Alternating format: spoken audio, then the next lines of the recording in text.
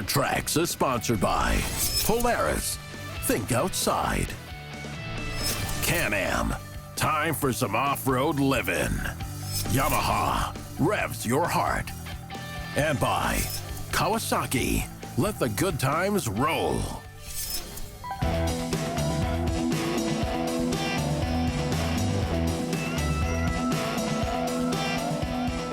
Obviously, the majority of the vehicles we test around here have 4 wheels. Now, we have looked at a few with 3 and a couple with 6. Today, though, we're going to be looking at a new vehicle from Kawasaki that only has 2 wheels. The KX450 XC is Kawasaki's latest release and is focused on a market previously not covered in their 2-wheeled lineup. While we're all motorheads around here and love anything with an internal combustion engine, our forte is really with units that have 4 or more wheels. So we brought in an expert from Kawasaki to talk more about the KX450 XC and show us what it's really capable of. Joel McDonald not only works at Kawasaki, but he's also raced Kawasaki's for decades. From professional superbike racing to motocross, enduro, hare scrambles, he's pretty much done it all. With the off-road product that we have available today, the KX450 has been very proven as a leader in the motocross and been a great asset to us. I mean, we've had just recently with Eli Tomac winning the championship down south, and our Canadian riders are really doing a fabulous job on it. So KX450, everyone knows that. The off-road market, we have space to fill, and the space to fill is with the KX450 XC. This is going to fill for the competition-based rider for the hare scrambles and cross-country, as well as, you know, with the kickstand, electric start, go anywhere, anytime on this motorcycle. We have a little bit softer suspension on it than the KX450, a little bit more friendly for the off-road opposed to the motocross application. The rear wheel has an 18-inch rear wheel versus the 19 on the motocross bike. Has a little bit more forgiveness in the trails with the different obstacles that you may encounter. Power delivery is very, very similar. We didn't discount that any. We have the skid plate reinforced on that for the off-road obstacles that you'll encounter. This will allow you to get to places where that four-wheeler or side-by-side can't. Some single track that's an incredible amount of fun. Some of the unbeaten paths that the side-by-side and with the width of the ATVs, you could not get into those locations. So this as a recreation bike as well is a phenomenal motorcycle. Like many of you, I started out riding dirt bikes. My passion for off-road was born on 2 wheels. And while life and work did steer me more towards the 4-wheeled side of the industry, my love of dirt bikes still runs very deep. I wanted to see what the KX450 XC could do in the hands of someone who truly knows how to ride it. So I jumped in our KRX 1000, Joel jumped on the KX450 XC, and we headed out on the trails looking for some spots that would actually pose a challenge for him. When this all came about, Dirt Trax Television was quite excited to have us and to explore the possibilities for their 4-wheel customers, looking at other possibilities and from our marketplace and from our company, Kawasaki, bringing out this XC has been great. So getting here, it was an interesting day. I mean, we spent a good day today in the woods, on the trail, the tighter stuff, the wet stuff, and it's just a great all-around motorcycle to add to the KX lineup. After watching Joel ride, 2 things became abundantly clear. First, I was going to have to ride the KX450. It was right there. I couldn't not ride it. And second, the camera guys were going to have to do some pretty slick editing to make me look like I don't suck compared to Joel. All right, so you ready to go on this? This thing's been working quite well today. You broke her in for me, did you? Yeah, she's broken in well, I believe, yeah. That tire's still hooking up on the wet rock pretty good, and it's delivering the power real nice. I haven't been on a bike in like 2 full years, so. Wow, this one here is... That's the one to be on? Yeah, start on the 450 XC, why not, right? But yeah, the bike's definitely capable. It's real smooth, so yeah, I think you're gonna like it for sure.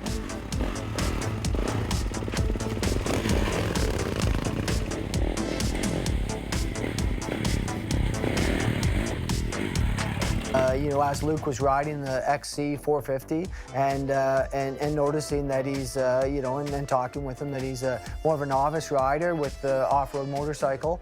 And most people would think, well, the 450, you know, KX450 XC, that's quite a big bike for a novice rider to ride. And he did an awesome job. He adapted very well to it. The feedback that I'm getting from him is that it was very smooth and very friendly and very easy to ride, which is amazing because most people that know the KX450, it's a weapon. I mean, these bikes are fast and have a lot of power, but the delivery of this bike is so smooth, it made the job very easy. And like I said, Luke had a smile from ear to ear and did a great job on it.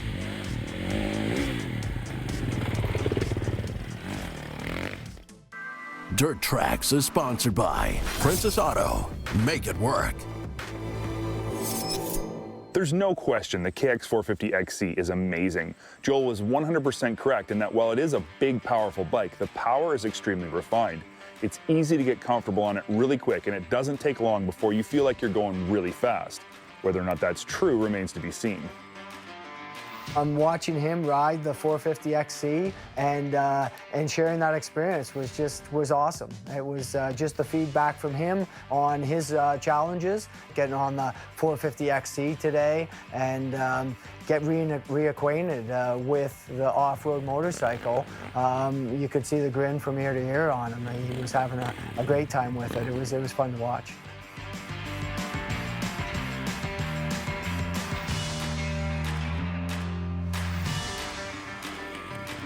Now, there's no question I feel way more comfortable on four wheels tucked underneath a nice beefy roll cage. After watching Joel ride the 450, I felt like I needed to redeem myself and show him my abilities behind the wheel of the KRX. So what do you think? That is a really good working bike. Not too bad, eh? The truth of the matter is, watching you ride this proved something to me. That this is your element, and I am way more at home in that thing. In this thing? All right. So you showed me how to ride this. What if I take you for a spin in that? You want to show what you got for this thing? Somehow I feel like you're probably as fast as me driving one of those, but let me show you what I'm capable of anyway. Yeah, hey, I'm in. Let's go. I need an ego stroke. Ah, nice. He was way more comfortable in the four wheels, so I said, you know what? Show me what you got. Let's see what you can do in this thing.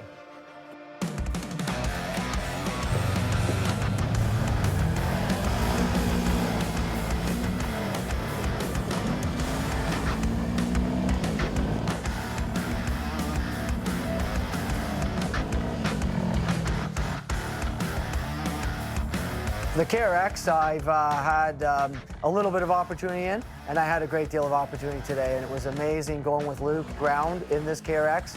I'm amazed every time how much ground clearance it has. We're not running into anything. How planted it is. We put it in the corner, and it's sticking. It's sliding, but it's sticking. It's tracting the way you want it to go.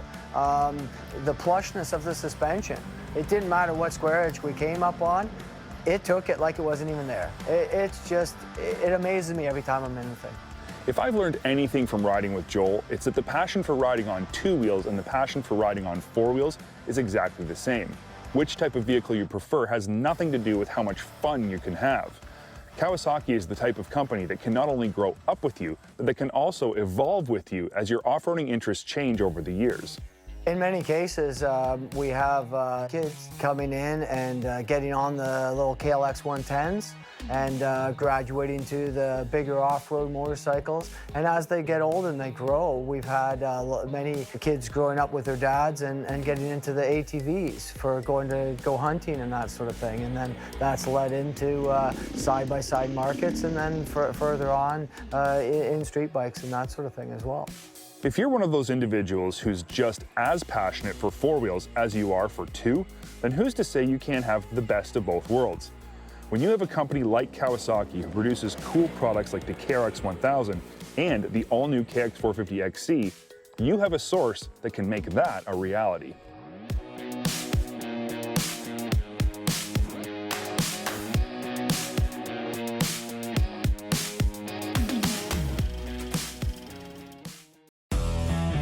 Dirt Trax is sponsored by Shock Strap. Start strapped, stay strapped. A lot of the time I come on here standing next to a $30,000 side-by-side, about ready to put on $10,000 of really cool parts. And while I do like new side-by-sides and I love big builds with all kinds of cool parts, the truth is this 07 Rancher is probably a whole lot more similar to the ATV you got sitting out in your barn. Well, okay, this one may be a little bit less cared for, but at the end of the day, I see a ton of late 90s and early 2000s ATVs out on the trail looking not that much different than this one. They've lived hard lives, they get used well, and may not be washed off and stored indoors after each ride, but that's just reality for a lot of you folks. You use your ATV well, and it's no trailer queen. So today, I'm gonna take a look at a few areas I can fix up without putting too much lipstick on this Honda. New seat cover? No, sir. Not even new plastics, because from what I've been told, this is the third set of plastics that's been on this ATV. So I'll use a little bit of duct tape, zip tie stitch the fender, and then with help from our friends at Kimpex, we'll replace some of the old and worn out parts underneath the plastics and get some new in there. Right up front, the winch on this thing, yeah, it's completely shot. The control's broken and then rewired and then broken again. The steel cable's frayed and repaired, and well, yeah, it's about as good as a paperweight as it is a winch. But it's put in years of service and it gets used. So I'll be replacing it with a 2,500 pound Kimpex brand winch. These are an economical, all-in-one package that gives you the best of affordability, ease of install, and functionality. You can opt for the steel cable if you'd like, but I dig the synthetic rope as it won't fray and doesn't get kinked like the old stuff was. This kit also comes with a new contactor, new battery leads, and even a fancy new handlebar mounted switch. The old fair lead up front is completely toast. And this Kimpex package comes with a Haas aluminum fair lead that'll keep the synthetic rope pulling in the right spot and not catching on anything we don't want it to. I also added in a Kimpex winch bumper to help keep the cable and hook safe and give you that added bit of protection from over-tightening the winch. Keeps the rattle down too. While I'm up front on the ATV, I can see that the tires still have a little bit of life left, so there's no reason to change those right away. And I can tell that these tires and rims were both installed after the purchase. But I know for a fact that the wheel bearings have never been looked at, and with these bigger tires and rims, you're going to be putting a lot more stress on them. Kimpex sells complete wheel bearing rebuild kits for all kinds of ATVs and especially for these Hondas. You got to buy two, and truth be told, while on a car or truck you would only do the one that's gone bad, on an ATV, just buy two kits and do them both. It's not that hard, and once you get the install figured out on the other side, it'll go just as easy. They feature a double sealed lip, ABEC 3 high quality, high speed bearing specs, and a rubber seal to keep out all that dirt and water and mud and keep your wheels where they're supposed to be and keep them tight.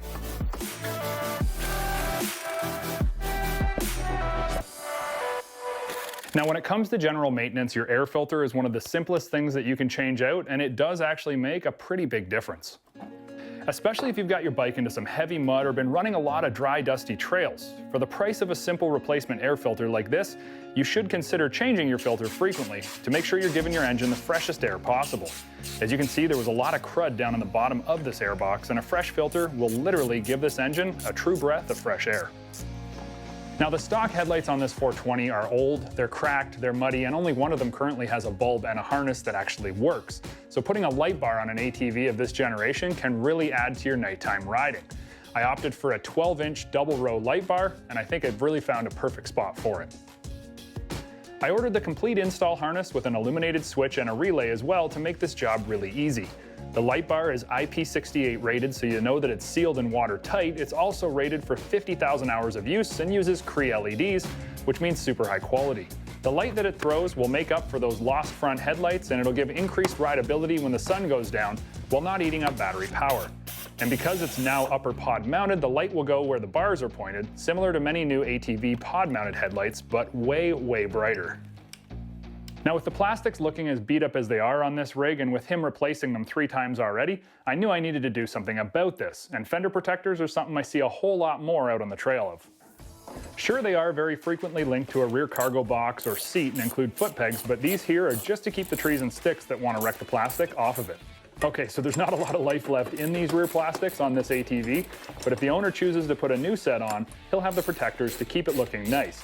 And even with these beat up ones that are in danger of breaking further, the fender protectors will add security.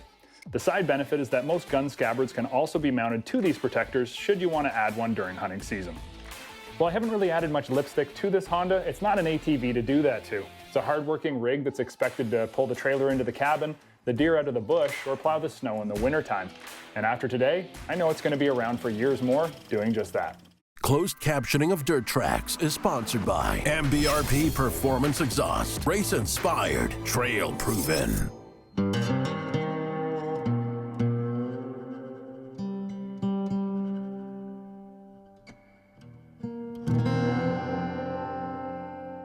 The guys have tested a literal ton of Grizzlies on the show over the years, and this season we thought a different perspective might be a good idea. So I got the call up to the big show.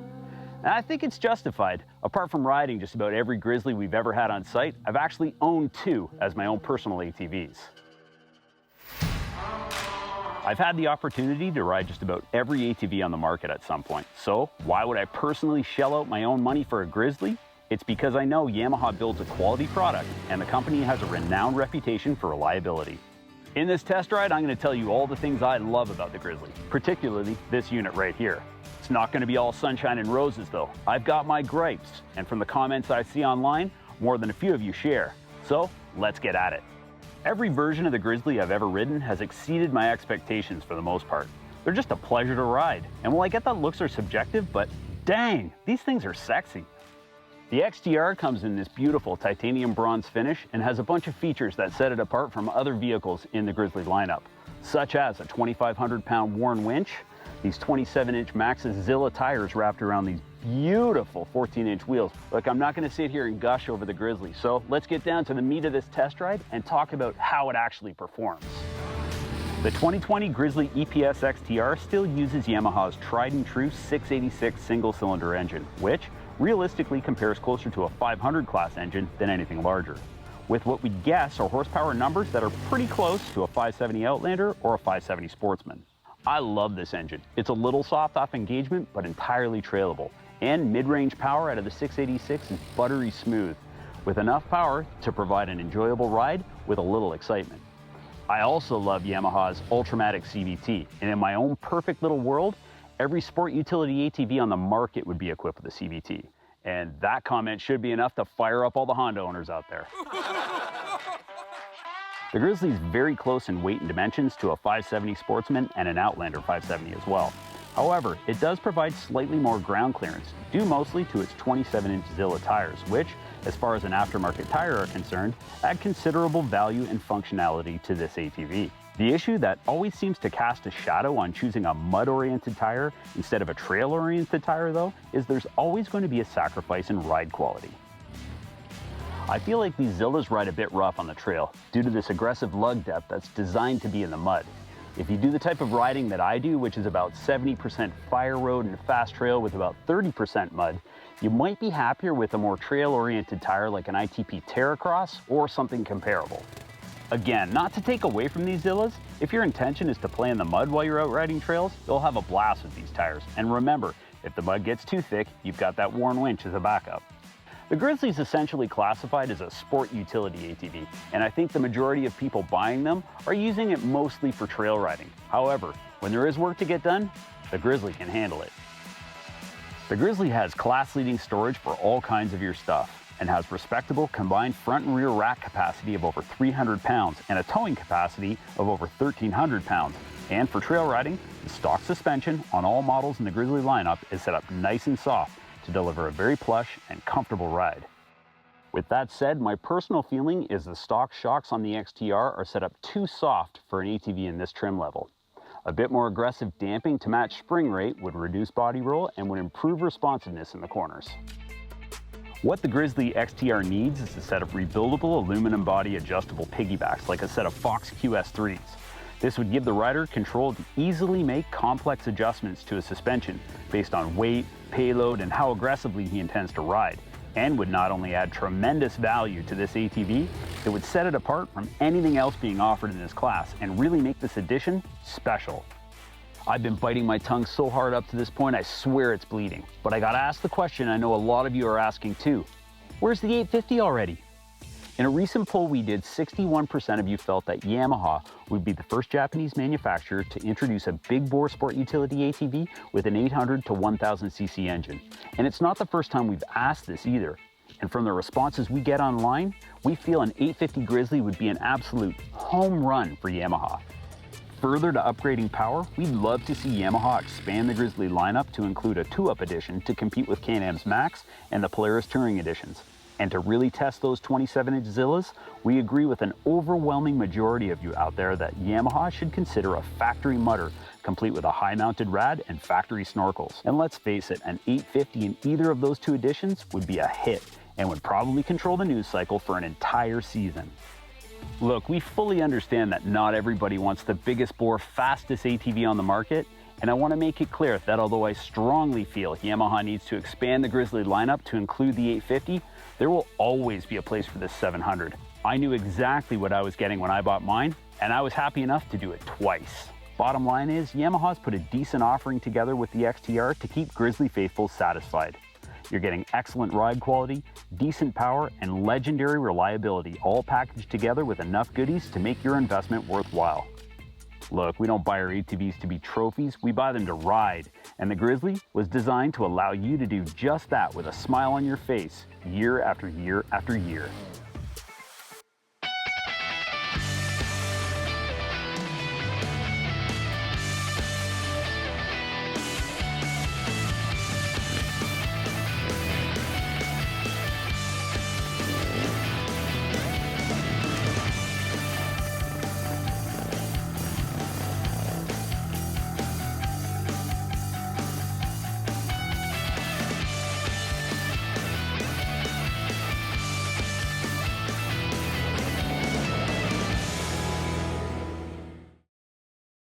If you enjoyed this segment, make sure you hit that like button and definitely consider leaving us some comments. We always appreciate hearing from our fans. Also, make sure you're subscribed because we have tons of new content coming up right here on Dirt Trax.